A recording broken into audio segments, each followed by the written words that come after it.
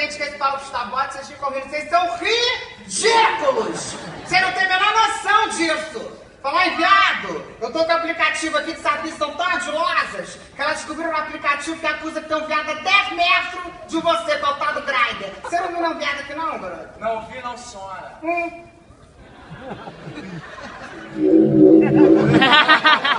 Engraçado que você não parece pra mim aqui não. Mas eu não sou gay, não, senhora. Mas toma cuidado, tá? Que você tem um olhar açucarado do outro cara, sua gravida com a minha hora.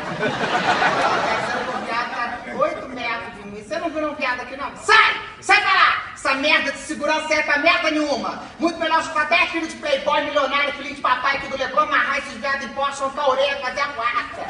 E se o Estado não resolve essa merda de viado, a gente que é cidadão de bem resolve. Bem rico, hétero, branco. Aqui, ó, tá dizendo que o viado tá 5 metros de me esconder que serviço são aristas. Ah, peguei você, chapurda ridícula! Que susto, Billy! E o cacete! Ih, tem travesti disputando ponto aqui no Leblon agora, é? Travesti o quê, Betinho? Sou rica, hétero, branca! Tem 700 apartamentos nesse Leblon, 200, só esse prédio, agora sou obrigada a descer, dar de cara com a bicha que nem você! Bichona, meu amor, bichona, bichaça, bicharaçaça, tá? Menor condição de deixar de ser bicha. Se a senhora tá com algum problema com gay, a senhora que se resolve. Eu não tenho problema com gay, não. O gay que é o próprio problema, tá no próprio viado.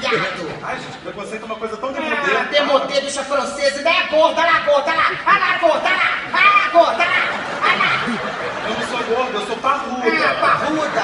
Viado não pode ser gordo não, que ele acumula 2 funções, ele aumenta a própria viadice dele. Você é cruza de quê? De hipopótamo com dinossauro, com viado, com demônio?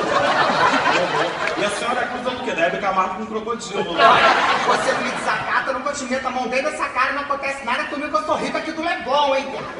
Ah, meu amor! Eu quero ver a senhora me bater. Bate!